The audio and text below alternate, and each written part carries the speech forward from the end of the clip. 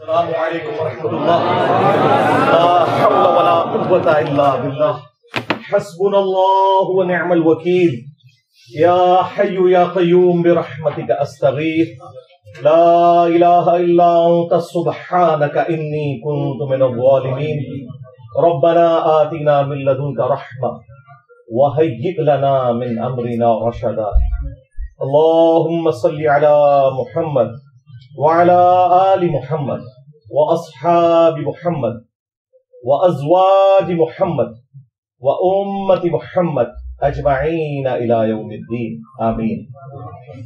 الحمد لله رب العالمين والصلاة والسلام على سيد الأنبياء والمرسلين وعلى آله وأصحابه أجمعين إلى يوم الدين.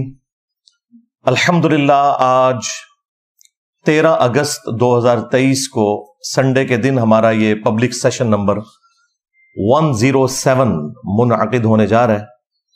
آج محرم الحرام 1445 ہجری کی 25 تاریخ بھی ہے. کل انشاءاللہ تعالی پاکستان کا یوم آزادی، حقیقی یوم آزادی جو ہے 14 اگست 2023 آنے والا ہے، تو اس کے حوالے سے میں ہر دفعہ کوئی نہ کوئی پیغام دیتا ہوں. پچھلے سال بھی جو میں نے پیغام دیا تھا وہ رات کو ہمارے ایک بھائی نے اپلوڈ کیا، وہ لگ رہا تھا اس سال کا پیغام ہے. تو اس کا مطلب ہے کہ کوئی تبدیلی نہیں آئی بلکہ حالات زیادہ ورسٹ ہو گئے ہیں. یہی وجہ ہے کہ آپ اس کو 5 سال بعد بھی سنیں گے تو وہی باتیں آپ کو لگیں گی. جو میں نے پرابلم ہائی لائٹ کی تھی، بجائے اس کے کہ ہم خوشنما باتیں کر کے ایک دوسرے کو جھوٹی تسلیاں دے کر اٹھیں، ہمیں پرابلمز کو سمجھنا چاہیے. میرا خیال ہے اس وقت ملک مزید خطرناک صورتحال سے گزر رہا ہے.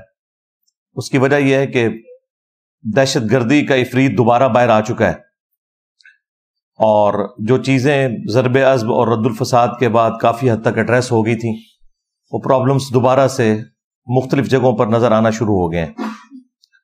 پلس پاکستان کی جو پولیٹیکل سچویشن ہے وہ بھی آپ کے سامنے ہے. پاکستان کے ایک جماعت کے بڑے لیڈر مسلم لیگ نون کے نواز شریف صاحب وہ باہر بیٹھے ہوئے ہیں، اور ظاہر ہے کہ انہوں نے بھی ابھی عدالتوں سے اپنے کیس فارغ کروانے ہیں تو ہی واپس آ سکتے ہیں. اور دوسری طرف ایک اور بڑی جماعت پاکستان تحریک انصاف کے جو چیئرمین ہیں وہ اٹک جیل کے اندر ہیں، اور ابھی تازہ آپ کو پتہ ہے اسمبلیاں بھی تحلیل ہو گئی ہیں، اور ایک غیر معروف شخصیت پرائم منسٹر کے عہدے کے لیے نامزد ہوئی ہیں. ان میں بس ایک ہی پازیٹیو چیز مجھے نظر آئی ہے کہ وہ بلوچستان سے ہیں. ہم بھی یہ پہلے کہتے ہیں کہ چھوٹے صوبوں کو اہمیت دینی چاہیے، صرف پنجاب کی جاگیرداری نہیں ہونی چاہیے آرمی چیف کی پوسٹ کے اوپر یا چیف جسٹس کی پوسٹ کے اوپر یا پرائم منسٹر کی پوسٹ کے اوپر. تو یہ ایک اچھا ڈیسیژن اس اعتبار سے تو ہے. باقی ظاہر ہے کہ ان کی جو پولیٹیکل تھاٹس ہیں وہ ان کے پرانے بیانات کے ذریعے میڈیا کے اوپر آ چکی ہیں، تو ان سے صرف نظر کرتے ہوئے چلے مستقبل میں جس کام کے لیے انہیں بٹھایا گیا ہے وہ اس وعدے کو پورا کریں، اور ٹائم کے اوپر انتخابات ہوں جو کہ اب آفیشلی آئین کی ساری وہ شکوں کو استعمال کرتے ہوئے فروری 2024 تک لے گئے ہیں. میں تو اس پہ بھی بڑا خوش ہوں کہ اگر فروری یا مارچ 2024 کے اندر بھی الیکشن ہو جائے، کیونکہ ہمارے دلوں میں تو وسوسے آتے ہیں کہ شاید کوئی یہ معاملہ لٹکانے والا ہو رہا ہے. تو لٹکانے سے تو فائدہ نہیں ہوگا، کیونکہ جن لوگوں کا عوام میں سٹیک نہیں ہے انہیں کوئی پرواہ نہیں ہوتی ملک کے ساتھ کیا ہو رہا ہے. جو پولیٹیکل لیڈرز ہوتے ہیں انہیں کم از کم اتنی شرم و حیا ہوتی ہے کہ ہم نے پبلک میں آ کے لوگوں کا سامنا کرنا ہے. تو ظاہر ہے کہ لوگ پھر ان کا انالیسس کرتے ہیں جو کچھ انہوں نے گورنمنٹ کے اندر رہ کے پرفارم کیا ہوتا ہے، تو لوگوں کے لیے جج کرنا آسان ہو جاتا ہے. میں نے پچھلی دفعہ بھی عرض کیا تھا کہ پاکستان کا ایک ہی بڑا مسئلہ ہے، وہ یہ ہے کہ جو لوگ اپنی ڈیوٹیز کے اوپر لگے ہوئے ہیں وہ اپنا کام کرنے کی بجائے دوسرے کاموں کے اندر انٹرسٹ فیل کر رہے ہیں. اس کی وجہ سے نہ صرف یہ کہ وہ دوسرے کاموں کو صحیح طریقے سے کر نہیں پاتے، بلکہ اپنا جو ان کا کام ہے اس کے اندر بھی وہ کمزوری کا شکار ہے. اگر ایک چیف جسٹس ہاسپٹل کے وزٹس کرنا شروع کر دے گا، ڈیم فنڈ بنانا شروع کر دے گا، اور اس چیز کی پرواہ نہیں کرے گا کہ لاکھوں کیسز اس کی عدالتوں میں رکھے میں، تو وہ ان کاموں کی طرف کیا توجہ دے گا؟ چونکہ میڈیا کے اندر آنے میں ان لوگوں کو شاید خوشی محسوس ہوتی ہے. آپ پچھلے آلموسٹ 7-8 سال سے دیکھ لیں کہ ہمارا جو 9 بجے کا خبر نامہ ہے وہ عدالت نامہ بن چکا ہوا ہے. فلاں کو بیل مل گئی، فلاں کو ملنے والی ہے، فلاں کے اوپر فلاں کیس آ گیا، فلاں جج نے یہ ریمارکس دے دیے. آج ایک پولیٹیکل جماعت کا لیڈر کوئی بات کرتا ہے، اگلے دن عدالت سے اس کا ریبٹل آتا ہے. حالانکہ ججز کا کوئی کام نہیں ہے کہ وہ کسی بھی سٹیٹمنٹ کے اوپر ریبٹل کریں، سوائے اس کے کہ جس کام کے لیے وہ بیٹھے ہوئے ہیں. جج گونگا ہونا چاہیے، وہ صرف سنتا ہے اور سن کے جج کرتا ہے، اس کے بعد وہ فیصلہ سنا دیتا ہے. یہ نہیں ہوتا کہ وہ ایک اس کو صحافت نامہ بنا کر پیش کرتا ہے اپنی عدالت کی کارروائی کو. یہ کام نہیں ہونے چاہیے، اور وہ ہو رہے ہیں مسلسل. ان ججز کو نہ تو اخباریں پڑھنی چاہیے، نہ ہی سوشل میڈیا کے ساتھ ان کا کوئی تعلق ہونا چاہیے، تاکہ یہ اپنے ضمیر کی بجائے آئین اور قانون کے مطابق فیصلہ کریں. ضمیر ان کا ظاہر ہے وہی کچھ ہے. کسی کی فیملیز نون لیگ کے ساتھ اٹیچ ہیں، کسی کی فیملیز پی ٹی آئی کے ساتھ اٹیچ ہیں، وہ قانون کو بالکل نہیں دیکھتے ہیں، اور وہ آپ کو فیصلوں میں نظر بھی آ رہا ہے. اس لیے میں نے بارہا عرض کیا ہے کہ پاکستان میں پہاڑوں کے اندر ٹنلز کھود کے وہاں پہ بہترین فیسلٹیز دے کے ان ججوں کو بٹھایا جائے، اور وہاں پہ عدالتیں لگنی چاہیے. ان ججز تک کوئی بھی اخبارات اور اس طرح کی چیزیں نہیں پہنچنی چاہیے، تاکہ یہ صحیح فیصلہ کریں. عدالت کا نظام اگر درست ہو جائے، باقی سارے معاملات خود بخود صحیح ہو جائیں گے.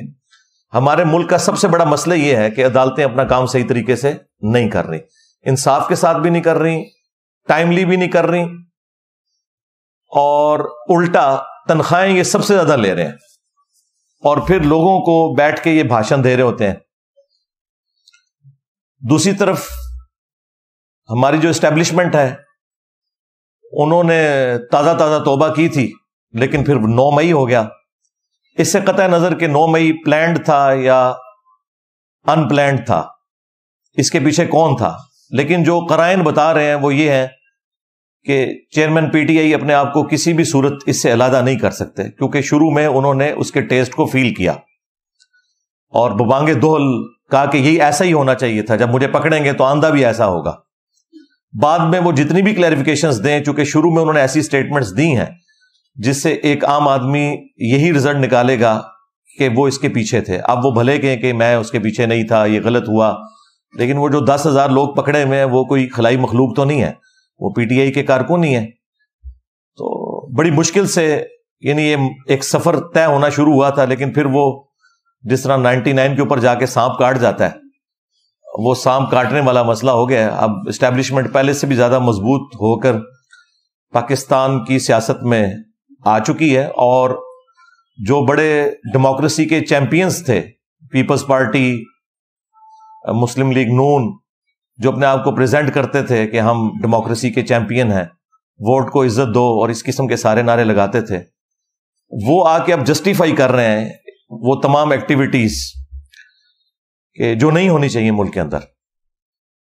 اور وہ کہہ رہے ہیں چونکہ 9 مئی ہوا ہے لہٰذا اب وہ بالکل ہاتھ دھر کے سائڈ پہ بیٹھ گئے ہیں اور انہوں نے معاملات دوسروں کے سپرد کر دیے ہیں.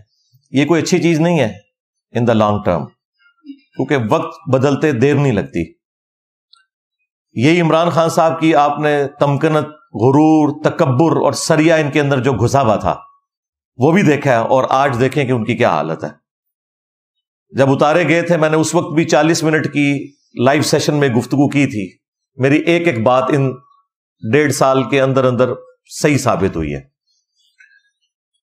تو اب بھی ان کو اب ہوش کے ناخن لینے چاہیے اس حوالے سے، اور دیکھیں کیسا مکافات عمل ہے. وہی کیس جو 2017 میں نواز شریف صاحب کے اوپر بنا مس ڈکلیریشن کا، اور اقامے کی بنیاد کے اوپر انہیں نکالا گیا. باقی جو کرپشن والا ایک معاملہ تھا وہ تو نہ ادھر کی عدالتیں ثابت کر سکیں نہ یو کے کی عدالتیں ثابت کر سکیں، الٹا ان کو کلین چٹ ملی. تو اس کے بعد میں تو کم از کم کسی کے اوپر اس اعتبار سے الزام لگانے کے لیے تیار نہیں ہوں.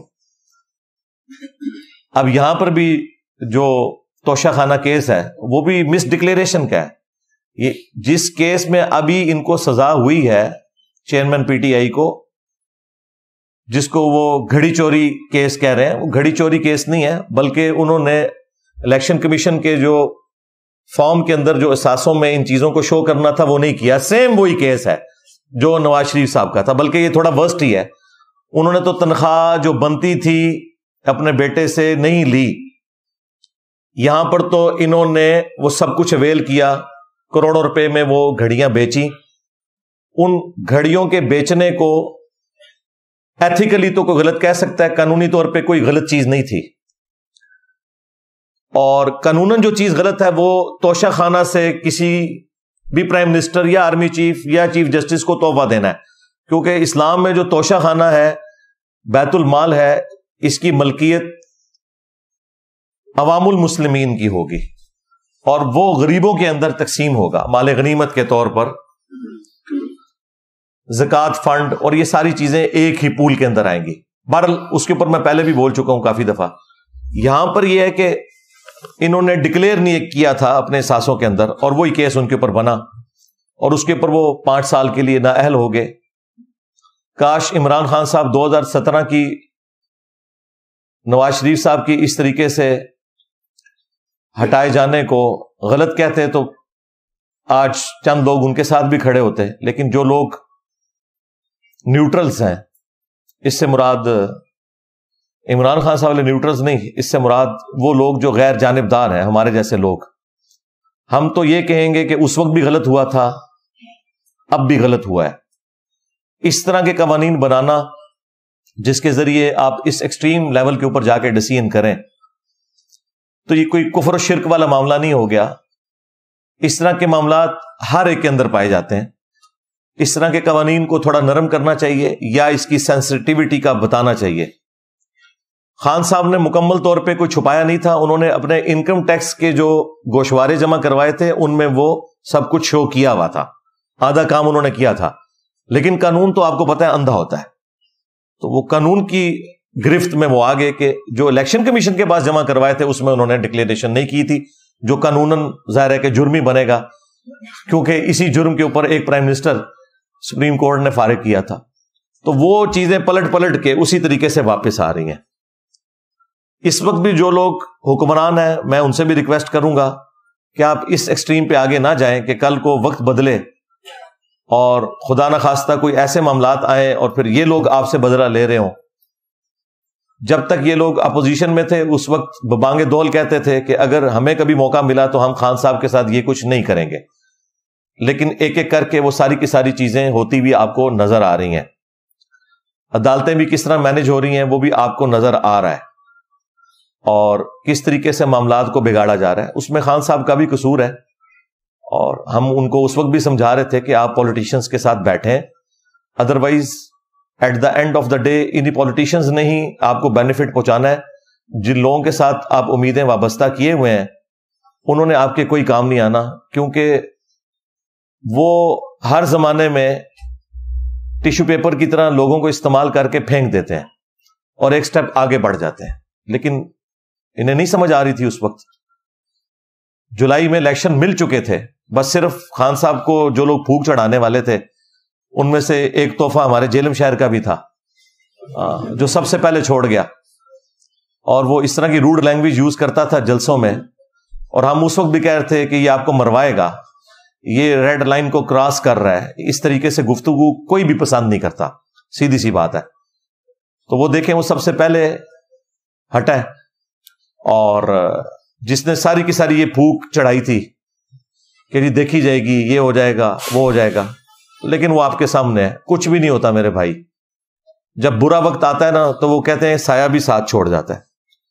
ہاں آپ اچھی کاز کے لیے اپنے اصولوں پہ کمپرومائز نہ کرتے ہوئے اچھے طریقے سے چلیں، پھر اللہ تعالیٰ کی طرف سے کوئی تقدیر غالب آ جائے، جس طرح حسین ابن علی کے ساتھ ہوا رضی اللہ تعالیٰ عنہ علیہ السلام. تو اس پہ تو پھر صبر آ جاتا ہے. لیکن جب آپ غلط معاملات کو غلط طریقے سے لوگوں کے سامنے پریزنٹ کرتے ہوئے چلیں, پھر ظاہر ہے کہ آپ کے ساتھ کوئی اس طرح کی ہمدردی والا لیول پہ جا کے ہم ہمدردی نہیں کر سکتے, سوائے اس کے کہ ہم آپ کے مخالفین کو یہ سمجھائیں کہ جو کچھ آپ کے ساتھ ہوا تھا وہ کچھ آپ اپنے مخالفین کے ساتھ نہ کریں. توشہ خانہ کے حوالے سے میں نے پہلے بھی عرض کیا تھا کہ بخاری اور مسلم دونوں میں حدیث ہے, نبی صلی اللہ علیہ وآلہ وسلم نے عاملین زکوٰۃ کو, جو زکوٰۃ کے کلیکٹرز ہوتے ہیں, ان کو بھیجا وہ جا کے زکوٰۃ کلیکٹ کریں نبی صلی اللہ علیہ وآلہ وسلم کے بہاف کے اوپر. اور جب وہ واپس آتے تھے تو وہ کچھ مال بیت المال میں جمع کرواتے تھے اور کچھ اپنے پاس رکھتے تھے, بھیڑ بکریاں جو انہیں گفٹ ملی ہوئی ہوتی تھی. اور نبی علیہ السلام سے آ کے عرض کرتے تھے کہ یا رسول اللہ, یہ تو وہ ہے جو زکوٰۃ کی مد میں لوگوں نے جمع کروایا, اور یہ وہ گفٹس ہیں جو ہمیں لوگوں نے دیے. تو نبی صلی اللہ علیہ وآلہ وسلم نے فرمایا کہ تم لوگ اپنے گھروں میں جا کے اپنے ماں باپ کے پاس بیٹھو, میں دیکھتا ہوں کہ تمہیں یہ گفٹ کون دیتا ہے, یہ گفٹ تمہیں اس پوسٹ کی وجہ سے ملے, لہٰذا یہ بھی مسلمانوں کی امانت ہے, بیت المال میں جمع ہوگی. تو نبی صلی اللہ علیہ وآلہ وسلم ان گفٹس کو بھی بیت المال میں جمع کیا کرتے تھے. تو یہ پاکستان میں جو یہ قانون ہے توشہ خانہ کا کہ آپ پہلے تھا 20% دے کے, پھر بنا 50% دے کے اس کی مالیت, اور اس کو آپ ریٹین کر سکتے ہیں لیکن بیچ نہیں سکتے. نہ تو ریٹین کر سکتے ہیں نہ بیچ سکتے ہیں, یہ آپ کی ملکیت ہی نہیں ہے, کیونکہ پرائم منسٹر آف پاکستان ایک پوسٹ ہے, اس پوسٹ کو ملا ہے یہ گفٹ, نہ کہ یہ نواز شریف صاحب کو ملا ہے یا عمران خان صاحب کو ملا ہے. اس پوسٹ کی وجہ سے ملا ہے, ورنہ تو باقی لوگوں کو بھی مل رہے ہوں گفٹ. اس لیے یہ تو قانون ہی ویسے ہی چینج ہونا چاہیے. اب اس طرح کے معاملات کے بعد تو اس کے اوپر نظر ثانی کرنی چاہیے. دوسری بات میں سمجھتا ہوں ہمیں اب مان لینا چاہیے کہ ہم ایز اے نیشن انکمپیٹنٹ ہیں. جب تک ہم یہ چیز نہیں مانیں گے اس وقت تک ہم لرن نہیں کر سکتے. ویسے ہم ملی ترانوں کے ذریعے اپنے آپ کو بڑا کر کے پریزنٹ کریں, لیکن یہ حقیقت بات ہے کہ دنیا بہت آگے نکل چکی ہے اور ہم بہت پیچھے رہ گئے ہیں. ایون آپ گیمز میں بھی دیکھ لیں, جن گیمز کے اندر ہمیں بڑا ایک فخر تھا کہ نیچرل ٹیلنٹ اویلیبل ہے ہاکی کی گیم کے اندر, وہ بھی آپ دیکھ لیں کہ ہمارا کیا حشر ہو گیا ہے, کیونکہ دنیا نے اس کو سائنٹیفک انداز میں لے کے چلنا شروع کیا اور ہم وہی پرانے اپنے معاملات کو اس طریقے سے لے کے چل رہے تھے تو پیچھے رہ گئے. تو انکمپیٹنسی بھی ہے, پراپر بندہ جو پراپر جاب کے اوپر ہونا چاہیے وہ نہیں ہے. ایٹ لیسٹ 3 بڑے جو عہدے ہیں نا, ایک پرائم منسٹر کا عہدہ, دوسرا چیف جسٹس کا عہدہ اور تیسرا آرمی چیف کا عہدہ, ان 3 عہدوں کے اوپر امین قسم کے لوگ جو اس فیلڈ کے اندر ایکسپرٹیز بھی رکھتے ہوں اور ان کے اندر ول بھی ہو کام کرنے کی, وہ ہونے چاہیے. نچلے والے معاملات پھر بعد میں آہستہ آہستہ درست ہوں گے, وہ اچانک نہیں درست ہوتے. میں تو اس مت کو بالکل نہیں مانتا کہ اوپر کوئی صحیح بندہ آ جائے تو نیچے سب کچھ صحیح ہو جائے گا. ایسے ہو ہی نہیں سکتا. نیچے گراس روٹ لیول کے اوپر جتنی خرابی ہے اس کو اوپر بیٹھا ہوا بندہ حل نہیں کر سکتا. وہ صرف قانون بنا سکتا ہے, تھوڑی سزائیں سخت کر سکتا ہے, لیکن وہ نیچے تک اس کے اثرات پہنچتے ہوئے کافی ٹائم لگتا ہے. لیکن طریقہ یہی ہے کہ اوپر سے رولز بن کے اور معاملات آہستہ آہستہ چلنے چاہیے, لیکن وہ ہمیں نظر نہیں آتا. یہاں پر ہر کوئی میڈیا میں ان رہنے کی کوشش کرتا ہے, پاور کو اپنے ہاتھ میں رکھنے کی کوشش کرتا ہے. پہلے پاکستان میں صرف طاقت جو ہے وہ اسٹیبلشمنٹ کے پاس تھی اور مولوی ان کے اعلی کار ہوا کرتے تھے, ایک دوسرے کے بینیفیشری ہوا کرتے تھے. پھر جب افتخار محمد چودھری صاحب کے بعد عدالتیں ذرا ڈومیننٹ ہو کے سامنے آئیں تو اب ملک میں 2 پاورز ہیں, ایک عدلیہ اور دوسری اسٹیبلشمنٹ, اور یہ آپس میں ایک دوسرے کو فائدہ بھی پہنچاتے ہیں اور بعض اوقات اپنے مفادات کی خاطر ایک دوسرے کے خلاف بھی کھڑے ہو جاتے ہیں, اور ہم خامخواہ خوش ہو رہے ہوتے ہیں کہ یہ ڈیسیژن ہو گیا, وہ ہو گیا, حالانکہ یہ اپنے مفادات کو ہی دیکھ کے چل رہے ہوتے ہیں. لیکن ڈیموکریٹک ویلیوز کے اندر, ڈیموکریسی کے اندر تو اصل طاقت تو عوام کے پاس ہونی چاہیے. لیکن میں ڈیموکریسی وہ بات کر رہا ہوں جو اسلامک ڈیموکریسی ہے قرآن و سنت کے دائرے کے اندر, وہ کفر والی ڈیموکریسی کی بات نہیں کر رہا. یہ میں وہ بات کر رہا ہوں جو امرہم شورا بینہم قرآن میں ہے, مسلمانوں کے آپس کے معاملات مشورے سے طے ہوں گے، حلال کے دائرے کے اندر۔ حرام کے معاملے میں نہ تو کوئی ووٹنگ ہوگی، نہ کسی کا ڈیسیژن ہوگا، وہ قرآن و سنت کو فائنل اتھارٹی مانا جائے گا۔ تو وہاں پر پارلیمنٹ کو ایک سپریم ہونا چاہیے، لیکن وہ پارلیمنٹ آپ کے سامنے ہے۔ یہ آپ دیکھیں آخری دنوں میں انہوں نے تھوک کے حساب سے بل پاس کیے ہیں، جو اصل کرنے کا کام تھا نا وہ انہوں نے آخری دنوں میں کیا ہے، اور جس طریقے سے کیا ہے پتہ نہیں وہ کیا قانون انہوں نے پاس کیے ہیں، کس کے کہنے کے اوپر کیے ہیں۔ یہ وہی کام ہے جو مولوی کرتے ہیں کہ 8 سال کے درس نظامی کے کورس میں 7 سال تک شیخ سعدی کا کلام پڑھاتے رہتے ہیں، فارسی کے معاملات سکھاتے رہتے ہیں، اور آخری سال جا کے دورہ حدیث کروا دیتے ہیں۔ اس لیے وہ پہلے ہی ان کا وہ سارے کا سارا ٹائم ضائع ہو چکا ہے، اب دورہ حدیث نے ان کے اوپر کیا فرق ڈالنا ہے۔ یہ ہماری پارلیمنٹ نے بھی یہی کیا ہے کہ 4.5 پونے 5 سال تک یہ لوگ اپنا ٹائم ایک دوسرے کے خلاف بیان بازیوں میں دیتے رہے ہیں، اور آخری دنوں میں آ کے انہوں نے قانون پاس کیے ہیں۔ اب کوئی پتہ نہیں، نہ ان قوانین کے اوپر کوئی بحث ہوئی ہے، اب اس کا رزلٹ کیا نکلنا ہے، اور بعد میں وہ قوانین کس کے لیے استعمال ہونے ہیں، ایک دوسری جماعتوں کو نیچا کرنے کے لیے، پولیٹیکل لیڈرز کو اندر ڈالنے کے لیے۔ تو اللہ ہی بہتری کرے۔ بہرحال اس وقت میں سمجھتا ہوں سب سے بڑی ذمہ داری ہمارے آرمی چیف کے اوپر ہے، اور یہ میں کوئی خوشی سے نہیں کہہ رہا، ایسا ہونا تو نہیں چاہیے۔ پرائم منسٹر کا کام ہے کہ وہ اس طرح کے ڈیسیژن کرے، لیکن چونکہ اب ایک گراؤنڈ ریئلٹی تو ہے، اس کو انکار تو نہیں کیا جا سکتا کہ پریکٹیکلی سب سے پاورفل پرسنالٹی آرمی چیف ہی پاکستان کے اندر ہوتا ہے، اور اب تو بہت زیادہ پاورفل ہو گئے ہیں 9 مئی کے بعد۔ تو ان کے اوپر اب ذمہ داری بھی ہے کہ اگر وہ پاکستان کو صحیح آگے لے کے چلنا چاہتے ہیں تو جس کی ڈیوٹی ہے وہ اس کو کرنے دیں، نہ عدالتوں میں کوئی انٹروین کریں، نہ پالیٹکس کے اندر۔ اور اگر انہیں یہ خدشہ ہے کہ اس سے کوئی فوج کی ساکھ کو نقصان ہو جائے گا تو ٹھیک ہے یار، مل بیٹھ کے اب کوئی معاملہ حل کر لیں۔ سارے بڑے بیٹھے ہیں، پولیٹیکل لیڈرز بیٹھے ہیں، سارے بڑے، چیف جسٹس کو بٹھا لیں اور آرمی چیف بیٹھ جائیں اور کوئی معاملے کو طے کریں کہ اب آگے ہم نے چلنا کیسے ہے۔ میرا خیال ہے کہ جتنے پولیٹیکل لیڈرز ہیں ان میں سے مجھے سب سے اچھا ویژن شاہد خاقان عباسی صاحب کا لگا۔ پی ٹی اے والوں کو تو آج کل ویسے وہ اچھے لگنا شروع ہو گئے ہیں، جس وقت ہم ان کی تعریف کرتے تھے اس وقت یہ ہمیں گالیاں نکالتے تھے۔ آپ 8 سے 1.5-2 سال پہلے کی بھی ان کی گفتگو سنیں، اور دوسرے وہ جو ایک پیپلز پارٹی چھوڑ گئے، کیا نام ہے ان کا، مصطفیٰ نواز کھوکھر صاحب، یہ حالانکہ یہ لبرلز ہیں، خیر خاقان عباسی صاحب تو ایک مذہبی آدمی ہے، لیکن ماشاءاللہ یہ رول آف لا پہ چلنے والے لوگ ہیں۔ یہ جو باتیں کر رہے ہیں، میں ان کے کاموں کی بات نہیں کر رہا، وہ باتیں ماشاءاللہ بہت اچھی کر رہے ہیں، اور وہ 2-2.5 سال پہلے بھی کہہ رہے تھے کہ جب تک ہم یہ طے نہیں کرتے نا کہ ہم نے مستقبل میں کرنا کیا ہے، تو آپ الیکشن بھی کروا لیں، پھر وہی چوچو کا مربع ہی بننا ہے، اور وہی حالات و واقعات بگڑتے چلے جائیں گے۔ اور یہ میں ان کو سیکنڈ کرتا ہوں کہ بالکل انہوں نے ٹھیک کہا تھا۔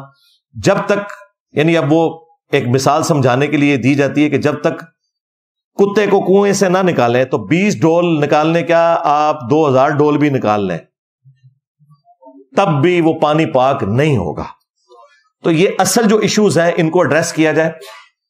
ہماری انکمپیٹنسی کا مسئلہ ہے، یہ ہمیں ماننا چاہیے، اور خبروں میں رہنے کا شوق، اس کی وجہ سے دوسرے کے کاموں میں جا کے لچ فرائی کرنا، یعنی کہ لچ تلنا، تو یہ ساری کی ساری چیزیں اس وقت اس نے پوری قوم کو پریشان کیا ہوا ہے، سیدھی سی بات ہے۔ اب 14 اگست کے اوپر آپ دیکھیں جس طریقے سے ایک غیر اعلانیہ ایک خاص پولیٹیکل جماعت کا کریک ڈاؤن کیا جا رہا ہے، اس طرح کرنے سے کوئی مسئلے حل تو نہیں ہونے۔ اور دیکھیں، میں اگر اس جماعت کی فیور میں بات کر رہا ہوں تو سب سے زیادہ کرٹک بھی میں اس جماعت کا رہا ہوں، ان کے چیئرمین کا رہا ہوں، سوائے ان چند باتوں میں جو اچھی تھی میں سپورٹ بھی کرتا تھا۔ تو اب بھی میں یہ بات کروں گا کہ یہ کوئی طریقہ نہیں ہے، اس طرح کرنے سے پرابلمز حل نہیں ہونے، مزید بگڑیں گے، کیونکہ جب آپ پولیٹیکل لیڈرز کو اس طرح اندر کرتے ہیں تو آپ ان کی پولیٹیکل تھاٹس تو بدل نہیں سکتے، کیونکہ ان کے لیے سب کچھ وہی ہوتا ہے۔ عمران خان صاحب 1000 یو ٹرنز لے لیں، لیکن یہ یو ٹرن وہ نہیں لیں گے کہ ملک چھوڑ کے چلے جائیں، یہ ایک ہی چیز بچی ہے جس کے اوپر وہ قائم ہے. باقی تو اللہ کے فضل سے جو بھی انہوں نے بات کی 180 ڈگری اس کے چلے. ہاں، یو ٹرن کے نام کے اوپر. ہم تو اس کو غلط سمجھتے ہیں. لیڈر کی زبان پکی ہونی چاہیے. لیکن یہ میں آپ کو بتا دوں کہ یہ ایک ایسی چیز ہے، اگر یہ اس سے پیچھے ہٹیں گے نا تو پھر ان کا ساتھ کوئی بھی ان کا محبت کرنے والا اٹیچ نہیں رہے گا. لہٰذا یہ تو آپ چیز بھول جائیں کہ وہ ملک چھوڑ کے جائیں گے. انہوں نے ادھر ہی رہنا ہے، چاہے جیل کے اندر رہیں چاہے باہر رہیں، ہاؤس اریسٹ ہو کے. ملک تو وہ نہیں چھوڑیں گے. لہٰذا اس طرح کی کوئی کوشش کرنا تو یہ تو غلط چیز ہے. اور باقی ان کے ساتھ کے لوگ ظاہر ہے ان کو تو اور بینیفٹس بھی مل جائیں گے. خان صاحب کے پاس بس یہ ایک چیز بچی ہے تو ظاہر ہے کہ وہ اپنی اس کاز کے لیے اپنی جان دے دیں گے. آپ دیکھ لیں ہٹلر کو بھی اینڈ پہ اس نے بنکر میں اپنے آپ کو خود گولی مار لی تھی، لیکن اس نے سرنڈر نہیں کیا. یہ میں نے آپ کو مثال اس لیے دی کہ جو لوگ اپنی زبان کے ذریعے اور گفتگو کے انداز کے ذریعے اتنی زیادہ پبلک کو اپنے ساتھ لگا لیتے ہیں تو ان کے پاس پھر الٹیمیٹلی جو وہ سو کالڈ عزت سمجھتے ہیں وہ ان کے پاس موجود ہوتی ہے، وہ اسے گنوانا نہیں چاہتے. تو یہ تو خیر ایک ورسٹ مثال تھی. مسولینی کی مثال آپ دیکھ لیں، اس کو تو پھر پھانسی پہ لٹکایا گیا تھا. وہ بھی اسی طریقے سے عوام کو اپنی تقریروں کے جال میں پھنسائے ہوئے تھا. خان صاحب کا معاملہ ایگزیکٹلی ویسا تو نہیں ہے، لیکن کچھ چیزیں کامن ہیں دونوں طرف. تو میرا خیال ہے کہ ایسا کوئی معاملہ کرنا نہیں چاہیے کہ جس کی وجہ سے ملک میں حالات مزید بگڑ جائیں. اور پہلی دفعہ ہم دیکھ رہے ہیں کہ فوج کے اندر بھی ایک ایسی ڈویژن نظر آ رہی ہے جو نہیں ہونی چاہیے، کیونکہ پاکستان کی یونٹی کی علامت جو ہے وہ پاکستان کی فوج ہے. آپ لوگوں کو تو شاید اس چیز کا احساس نہ ہو. میرے جیسا بندہ جو سب سے زیادہ کرٹک ہے فوج کی انوالومنٹ پالیٹکس کے اندر، 2013 سے لے کے آج تک میری ویڈیوز آپ دیکھیں، جس زمانے میں ان کی پالیسی نہیں تھی کہ ہم اے پولیٹیکل ہیں، اس زمانے میں بھی میں کہتا تھا کہ یہ غلط ہے. اب تو وہ خود کہتے ہیں ہمیں پالیٹکس میں نہیں آنا چاہیے، اگرچہ وہ مکمل طور پہ اپنے آپ کو نکال بھی نہیں پا رہے مجبوری کی وجہ سے. اور 9 مئی تو ان کے ہاتھ میں ایک ہتھیار آ گیا. تو میں اس وقت بھی یہ کہتا تھا. لیکن ایک بات آپ لوگ سمجھ لیں کہ پاکستان میں اگر سب سے آرگنائز کوئی ادارہ ہے جو پاکستان کی یونٹی کی علامت ہے تو وہ فوج ہی ہے. اس چیز کا احساس جو لوگ باہر ہیں ان کو تو نہیں ہوگا، جو اندر ہیں ان کو اس چیز کا احساس ہے کہ پاکستان میں کراچی سے لے کر خیبر پختونخوا تک یا بلوچستان کے آپ سرحدی علاقوں میں چلے جائیں، سب جگہ پہ اگر کوئی کامن بانڈ ہے نا پاکستان کی نیشن کا تو وہ فوج ہے. کیونکہ سیکیورٹی کو فوج دیکھ رہی ہوتی ہے. پاکستان کے اٹامک انرجی کے اداروں کی ساری سیکیورٹی فوج کے پاس ہے. پاکستان کا سارے کا سارا سینسٹیو اسلحہ فوج سیکیورٹی کو دیکھ رہی ہوتی ہے. ایون ہماری جو سائٹس کے اندر بھی سیکیورٹی ہے وہ بھی فوج کے پاس ہوتی ہے. اور بڑی مشقت والی زندگی وہ گزار رہے ہوتے ہیں. پورا دن سخت گرمیوں کے اندر آپ پہاڑوں کے اندر جہاں پہ ہیومیڈیٹی کا لیول بھی بہت زیادہ ہو اور آپ پوسٹوں کے اوپر بیٹھ کے اے سی والے کمروں میں نہیں، عام پوسٹوں پہ بیٹھ کے پورا دن ڈیوٹی کریں، اور جب تھکے ہارے رات کو اپنے کمرے کے اندر آئیں تو اس کمرے سے کبھی کوئی سانپ نکل رہا ہو، کوئی بچھو نکل رہا ہو. تو یہ تو نارمل ہے. یہ تو چیزیں میں نے خود آبزرو کی ہیں. میں نے بھی سائٹس پہ کئی دفعہ راتیں کاٹی ہیں. ہم تو چونکہ آفیسر رینک کے تھے، ہم تو ریسٹ ہاؤسز کے اندر ٹھہرتے تھے، لیکن مسجد میں تو ملاقات ہو جاتی تھی تو اس طرح کی ساری باتیں پتہ چلتی تھی کہ آج ہمارے ڈرائیورز کے روم سے بھی سانپ نکل آیا، فوجیوں کے اس کمرے سے بھی نکل آیا. تو مجھے وہاں جا کے اس چیز کا زیادہ احساس ہوا کہ باہر بیٹھ کے یعنی اس طرح باتیں کرنا یہ آسان ہے، لیکن پریکٹیکلی معاملات کو لے کے چلنا یہ بڑا مشکل ہے. اور ظاہر ہے کہ جو لوگ کرٹیسزم کر رہے ہوتے ہیں اسٹیبلشمنٹ کے اوپر، وہ ظاہر ہے ان فوجیوں پہ تو نہیں کر رہے ہوتے جو بارڈر کے اوپر قربانیاں دے رہے ہیں. عام حالت میں بھی بارڈرز کے اوپر سانپ کے کاٹنے سے فوجی ریگولرلی شہید ہوتے رہتے ہیں، لیکن وہ خبریں اس طریقے سے میڈیا میں نہیں آ رہی ہوتی، وہ نارمل ایک چل رہے ہوتے ہیں معاملات.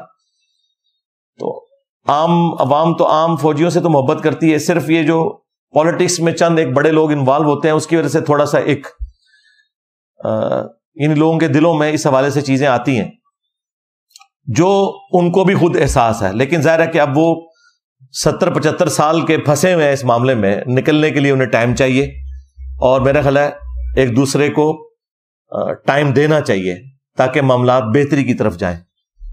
14 اگست کے اوپر 2023 میں یہ ساری باتیں ہم کر رہے ہیں, 8 سے سال پہلے بھی کر رہے تھے, اس سے بھی 1 سال پہلے کر رہے تھے.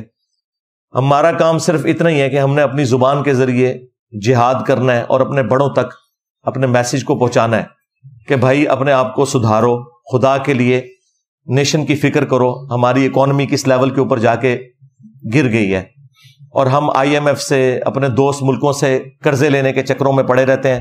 اس سے کوئی مسئلہ حل نہیں ہونا. پاکستان کی اکانومی کو اگر آپ نے اٹھانا ہے تو اس کے لیے سب سے زیادہ ضروری چیز یہ ہے کہ ٹیکس کی کلیکشن صحیح ہو. یہ ایک ہی مسئلہ ہے پاکستان کی اکانومی کے ساتھ کہ ٹیکس کی کلیکشن بالکل فیئر نہیں ہے, بلکہ ہے ہی کوئی نہیں ہے.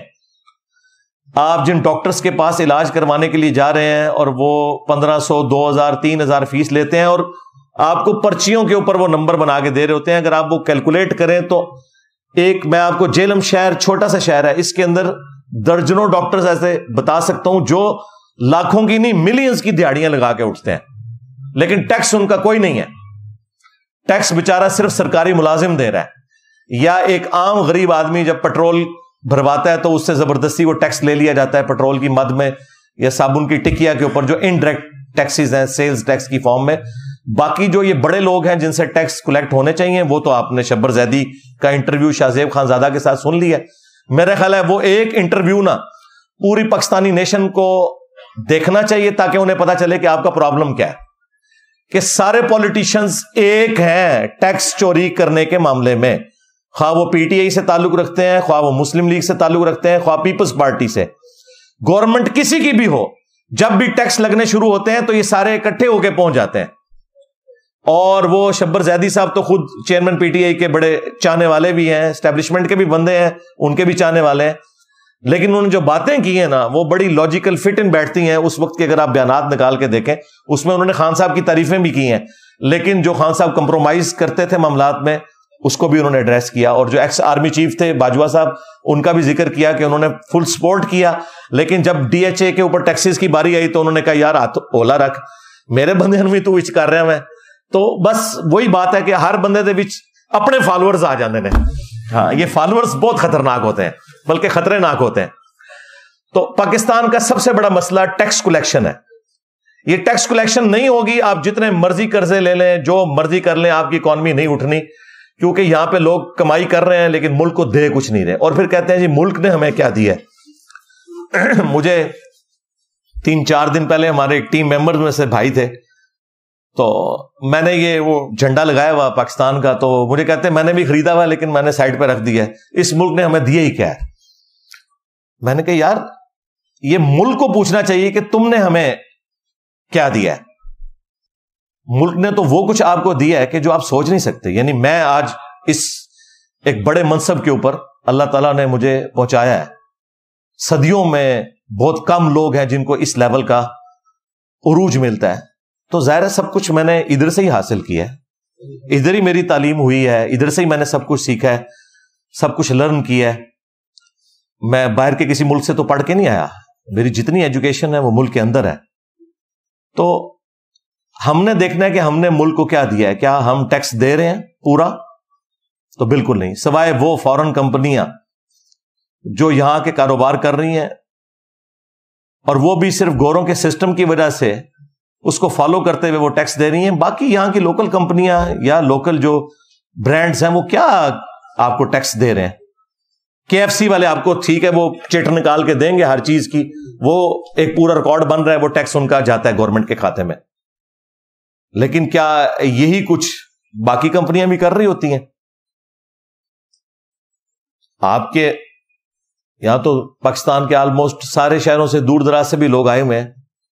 آپ دیکھیں کہ آپ کے شہروں میں سویٹس کی کوئی دکان ہوگی, ہاسپٹلز ہوں گے پرائیویٹ, اسی طریقے سے یہ کھانے پینے کی جو دکانیں ہیں, یہ فلودہ, آئس کریم, جو ملینز کی دہاڑیاں لگا کے اٹھتے ہیں, جو بڑے بڑے ہیں, آپ دیکھیں ان کا کوئی ریکارڈ موجود نہیں ہے. آپ پیسے دیتے ہیں اور چیز لے لیتے ہیں, کوئی آپ کو بل نہیں پکڑاتے, یا کوئی دے گا بھی تو بل نہیں ہوتا, ایک پرچی کے اوپر لکھ دیتے ہیں یہ ٹوکن نمبر, اور وہ ٹوکن نمبر بھی ایسا نہیں ہے کہ اس کا کوئی ریکارڈ ہے پیچھے. نہیں, وہ جب وہ ریکارڈ ہی نہیں ہے تو وہ کہاں سے ٹیکس دیں گے میرے بھائی؟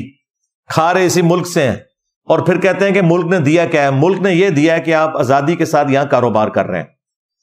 آج پاکستان کی پولیس، عدلیہ، فوج ختم کر دیں تو مجھے یہاں پہ کوئی دکان بھی کھول کے بتائے. یہ آپ جو آزادی سے دکان کھول کے صبح کے وقت سے لے کے شام تک پاکستانیوں سے پیسے لوٹتے ہیں کاروبار کی شکل میں اور ٹیکس نہیں ادا کرتے، اور آپ کہتے ہیں ملک نے کیا دیا ہے؟ ملک نے یہ دیا ہے کہ آپ آزادی سے کر رہے ہیں، ادروائز ہر دکاندار کو اپنے 10 باڈی گارڈ رکھنے پڑے، ان کے پیسے دینے پڑے. پھر ملک نے یہ دیا ہے کہ آپ گھر سے جس سڑک پہ ڈرائیو کر کے اپنی شاپ پہ آتے ہیں، یہ سڑک بھی ملک نے آپ کو دی ہوئی ہے. تو یہ سارے کے سارے معاملات ٹیکسز کے ذریعے چلتے ہیں نا. پولیس کا نظام، عدلیہ کا نظام، سرکاری جتنے بھی ملازمین ہیں ان کی تنخواہیں کس نے دینی ہے؟ ٹیکسز کے ذریعے ہوں گی، کیونکہ ہم فیسلٹیز اویل کر رہے ہیں نا، تو اس کے اگینسٹ ہم نے ٹیکس تو دینا ہے. آج بھی یہ جو وابڈا آپ کو بجلی دے رہا ہے، یعنی ان کو آلموسٹ 40-50 روپے کا ایک یونٹ پڑ رہا ہے. ظاہر ہے کہ وہ تیل سے بجلی بنا رہے ہیں، لیکن آپ کو وہ دے رہے ہوتے ہیں 20 روپے، 22 روپے، 25 روپے، اور ہم کہتے ہیں جی ریٹ چڑھ گیا. ریٹ ابھی بھی جو چڑھ رہا ہے نا، ابھی بھی ہر یونٹ میں 15 سے 20 روپے گورنمنٹ ڈالتی ہے، تب جا کے آپ کو 25 روپے کا وہ یونٹ پڑتا ہے. ظاہر ہے ہمارے ساتھ ایک مسئلہ ہے، غریب ملک ہے، ہم نے جس ٹائم کے اوپر کوئی کام کرنے تھے وہ نہیں کیے ہوئے، ڈیمز ہم نے نہیں بنائے ہوئے. ہماری ریلوے کا حال بھی آپ کے سامنے ہے، لوگوں نے اپنے ذاتی سروسز کی خاطر ریلوے کا بیڑا غرق کر دیا، ورنہ اتنے بڑے لیول کی جو تجارت ہے وہ تو ریلوے کے ذریعے ہونی چاہیے، جو آج پرائیویٹ ہو رہی ہے. تو کوئی ایک مسئلہ تو ہمارے ساتھ نہیں جڑا ہوا. تو سب سے بڑا ایشو یہ ہے کہ یہ لوگ ٹیکس نہیں دیتے. جب تک ٹیکس جمع نہیں ہوگا اس ملک کا کچھ نہیں بننا. یہ میری بات آپ نے یاد رکھنی ہے. پاکستان کا صرف ایک علاج ہے کہ ٹیکس ہو. باہر کے ملکوں کی آپ مثالیں دیتے ہیں، 100 روپے کماتے ہیں تو 40 روپے ٹیکس دیتے ہیں. 100 روپے میں 40 روپے اور یہاں پہ لوگ 1 روپیہ بھی ٹیکس نہیں دیتے. وہ آٹے میں نمک بھی نہیں جو وہ دے رہے ہیں. جو ان کی ایک دن کی کمائی ہے نا، یہ بھی یہ نہیں دیتے ٹیکس کی مد میں، اور 365 دن یہ کماتے ہیں. اور سارے آپ اداروں میں بھی دیکھ لیں، اسی طریقے سے یہ سارے معاملات پھر ٹریگر کرتے چلے جاتے ہیں. جب تک ہم ٹیکس کلیکشن اپنی بہتر نہیں کرتے اس وقت تک کچھ نہیں بننا. دوسرا، پڑھے لکھے لوگوں کے لیے تو میرا یہی مشورہ ہے کہ میرے بھائی اب اس ملک میں آپ کے لیے کچھ نہیں ہے سوائے اس کے کہ آپ انزائٹی کا شکار ہوں گے. تو بہتر یہ ہے کہ آپ میں سے جس کا بھی کوئی ایسا معاملہ سیدھا ہوتا ہے دوسرے ملکوں میں نکلیں، وہاں جابز کریں، اور یہ کوئی ایب والی بات نہیں، اور ریمیٹنس پاکستان کو بھیجیں. آپ بھی پاکستان کی ترقی میں حصہ ڈال رہے ہوں گے. آج بھی آپ دیکھیں، کل بھی رات کو میں اسٹیٹ بینک کے فگرز دیکھ رہا تھا، $6 ارب روشن ڈیجیٹل اکاؤنٹ کے اندر آئے ہیں، جو ایک ریکارڈ اماؤنٹ تھی. لوگوں نے، ظاہر ہے وہ اس لیے آ رہے ہیں کہ بھی اتنا سود پاکستان کو دینا پڑ رہا ہے پیسے اکٹھے کرنے کے لیے، جو باہر کے ملکوں میں بینکوں کا اتنا سود نہیں ہے. 2%، 3% سے زیادہ بینک سود نہیں دیتے ہیں. آپ کے بینک جو ہے وہ 20%، 22-25% سود دے رہے ہیں. تو ظاہر ہے لوگوں نے پیسے جمع کروانے. ہم بڑے خوش ہو رہے ہیں کہ $6 ارب آ گئے، تو یہ جو $6 ارب آئے اس کے اگینسٹ پاکستان کو کیا کچھ پے کرنا پڑ رہا ہے؟ At the end of the day نقصان ہی اٹھا رہے ہیں. تو اس لیے جو لوگ پڑھے لکھے لوگ ہیں دوسرے ملکوں میں جائیں، وہاں جا کے جابز کریں، اپنے ملک کے اندر ریمیٹنس بھیجیں. اور یہاں پہ جو لوگ جن کو اللہ تعالیٰ نے اسودہ حال کیا ہے، ان کو چاہیے کہ جو فیسلٹیز وہ خود اپنے ذات کے اندر مینج کر سکتے ہیں. مثلا فیکٹری آنرز کا کوئی کام نہیں ہے کہ وہ وابڈا سے سستی بجلی لیں. ان کو چاہیے اپنے سولر پلانٹس لگائیں اور بجلی اپنی خود پروڈیوس کریں. پاکستان خوش نصیب ملکوں میں سے ہے جہاں 330 دن سورج نکلتا ہے. اس لیے میں نے سولر کے اوپر اتنی تفصیلی ویڈیو ریکارڈ کروائی تھی. اس میں نے DHA، barrier town, city housing اور باقی اسکیمز کو میں نے یہ کہا تھا کہ آپ لوگوں کے پاس وہ لوگ آ کے رہ رہے ہیں جن کے پلاٹس ہی کروڑوں میں ہیں. اگر وہ 20-25 لاکھ روپیہ، 30 لاکھ روپیہ لگا دیتے ہیں سولر سسٹم کے اوپر 8 kVA کا یا 10 kVA کا، تو نہ صرف ان کے لیے فائدہ مند ہے بلکہ غریب لوگوں کو بجلی سستی ملے گی، کیونکہ وہ یونٹس جو انہوں نے استعمال کرنے تھے اب وہ غریب لوگوں تک پہنچیں گے. پاکستان کے پاس بجلی کی کیپیسٹی ہے 2050 تک کی. آپ کو پتہ ہے لوڈ شیڈنگ اس لیے ہو رہی ہے کہ ہمارے پاس تیل نہیں ہے جس کے ذریعے ہم بجلی پروڈیوس کر سکیں. ہمارا مسئلہ سستی بجلی ہے. ہمارے پاس پلانٹس موجود ہیں. آج آپ تیل مفت کہیں سے لیں تو بجلی سرپلس ہے. اتنے پلانٹس ہم لگا چکے ہیں لیکن اس کو چلانے کے لیے ہمارے پاس تیل نہیں ہے. یہ اصل مسئلہ ہے ہمارا. تو وہ تو کبھی بھی حل نہیں ہونا. اس لیے ابھی یہ جو پرائم منسٹر نے 1 لاکھ ٹیوب ویلز سولر کے اوپر شفٹ کرنے کا اعلان کیا ہے. اللہ کرے سب کو مل جائیں, یہ بہت اچھا ڈیسیژن ہے. 25 سال کے لیے کم از کم 1 لاکھ ٹیوب ویل جو ہے وہ بجلی تو یوز نہیں کریں گے. انڈیا آپ کے پڑوسی ملک میں ایک صرف سولر انہوں نے پلانٹ لگایا ہے بہت بڑی زمین کے ایریا کے اوپر, جس کی کیپیسٹی 22,000 میگا واٹ ہے. یعنی پاکستان پورا جتنا بجلی استعمال کرتا ہے نا, وہ ایک سولر کے ان کے سسٹم سے اچیو ہو رہی ہے. ہاں تو دیکھیں ادھر بھی تو یہ سارے معاملات ہو رہے ہیں, وہاں پہ بھی کرپشن ہے, وہاں پہ بھی پولیٹیکل لیڈرز کھاتے ہیں, لیکن ملک کے اوپر لگاتے بھی ہیں. لیکن کم از کم وہاں پر لوگ اپنا اپنا کام کافی حد تک کر رہے ہیں. فوج پالیٹکس میں اتنی دخل نہیں دیتی, عدلیہ بھی اپنا کام کرتی ہے. ٹھیک ہے کمزوریاں وہاں پہ بھی ہیں, لیکن یہاں پہ تو بہت بڑے لیول کی کمزوریاں ہیں. تو یہ 14 اگست کا میرا پیغام تھا اپنے بڑوں کے لیے بھی, چھوٹوں کے لیے بھی, عوام الناس کے لیے بھی, کہ اپنے اوپر نظر ڈالیں. اور یہ جو میڈیا کے اندر ایک دوسرے کو ڈی فیم کرنے کے لیے سوشل میڈیا کے اوپر اس طرح کی پوسٹیں لگانا, گالی گلوچ کرنا, اداروں کے خلاف کرنا یا پولیٹیکل لیڈرز کے خلاف کرنا, یہ بالکل غلط ہے. سب ہمارے ہیں, ٹھیک ہے ڈیویٹ ہو گئے, ہم ان کی اصلاح کی کوشش کریں گے, ان کے لیے دعا کریں گے. اور آخر میں پوری پاکستانی نیشن کو بالخصوص اور باقی امت کو بالعموم 14 اگست 2023 کی مبارک دوں گا, اور سب سے ریکویسٹ کروں گا کہ اللہ کے حضور دعا کریں کہ اللہ تعالیٰ پاکستان کے لیے آسانیاں فرمائے. بلکہ میرا خیال ہے اس موقع پہ ہمیں دعا بھی کرنی چاہیے.